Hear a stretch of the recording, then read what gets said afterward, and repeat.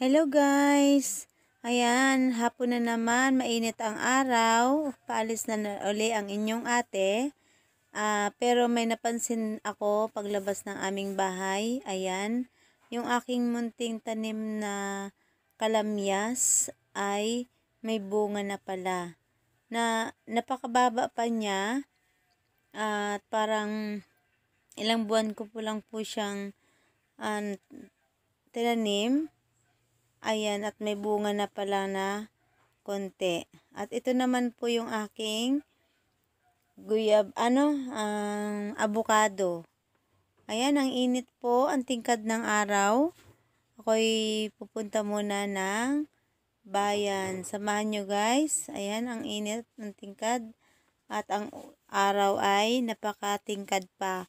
Kahit na ho ay alas 3 na ng hapon yan. Yan, samahan nyo guys ang inyong ate. Mamili lang tayo ng kaunti at para may magamit din sa bahay. Ayan, pili-pili lang muna ang inyong ate kasi wala pang marami pambili. Kaya kung ano lamang yung kailangan, yun lamang ang ating pipiliin. Ayan. At ito na guys ang aking napamili. Ayan. Meron tayong kaunting napamili. Mga wala sa bahay.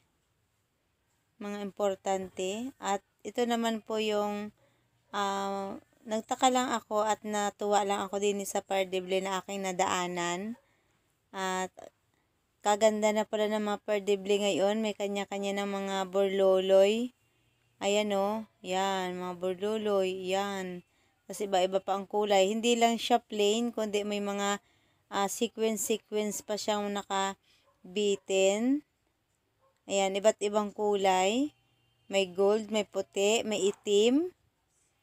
Ayan. Pero yung napili ko po ay yung may lawit-lawit na yon. Tsaka yung kulay puti na kanina na aking hinawakan.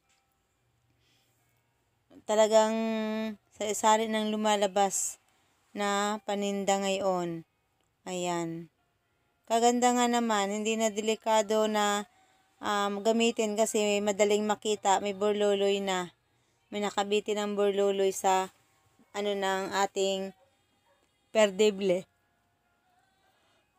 Ayan, medyo malaki at isang maliit ang aking binili. At ito rin naman yung mga hair clam. Ayan, kita mo naman, ang daming ka-ik-ikan. May balot-balot pang nalaman. Thanks for watching!